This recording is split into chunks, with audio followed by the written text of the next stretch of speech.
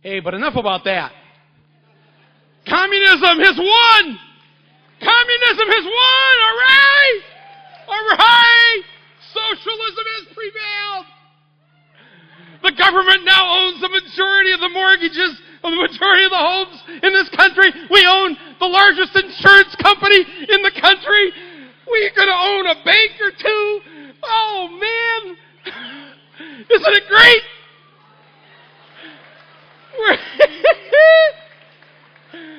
Socialism for the rich. That's right. Oh, they're right there for the handout when they're in trouble, aren't they? Oh, man. Unbelievable, isn't it? Unbelievable what we're going through. And they step right up there to help them out. The millions of people that have lost their homes, no help for them.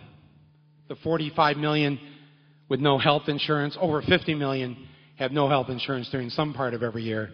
No help for you. If you've lost your job, no bailout for you. Can't afford to send the kids to college, no bailout for you. But if you're AIG, you know, I mean, this company, if you've read anything about them, you know, they're one of the worst health insurance companies. The stories of how their health insurance division won't help the returning Iraq vets who have PTSD. They won't cover that. All these things that their whole history, they're a conglomeration of insurance companies, one of which insured the slave trade back when slavery existed in this country.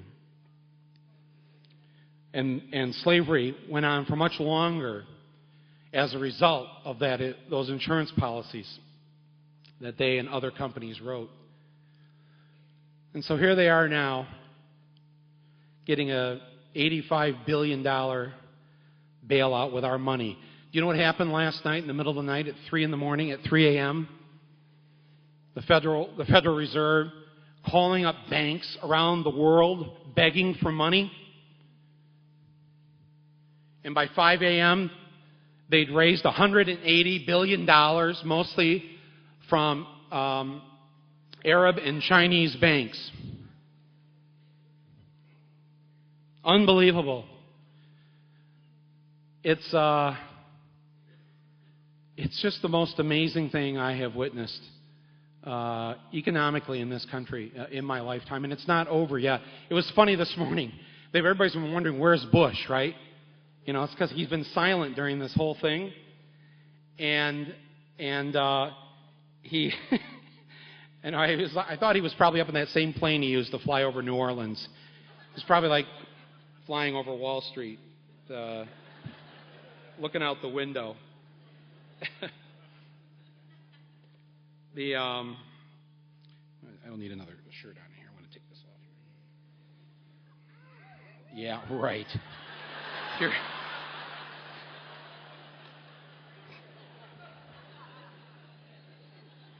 Now I have to towel down after that.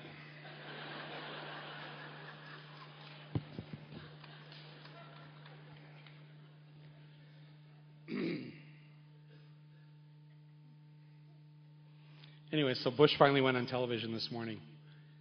The stock market opened up, and it was doing quite well for about a half hour.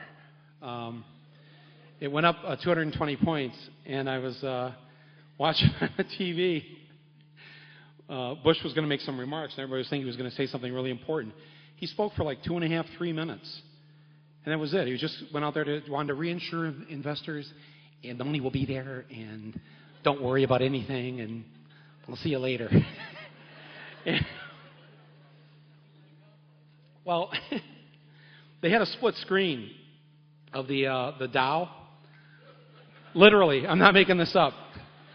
During the 3 minutes that he spoke, it dropped 100 points.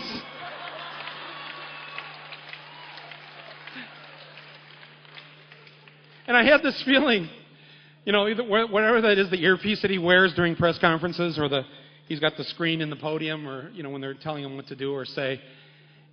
I think that someone was screaming in his ear, "Get off the microphone right now! Walk back into the White House!" It looked like the whole market was going to plunge the more he kept talking. And he was kind of like, "Oh, okay, goodbye." It was just like it was over. Even all the commentators came on afterwards. I mean, they cut in on AB, not the cable news. They cut in, like during the game shows and the soap operas and the Dr. Phil Doctors the show.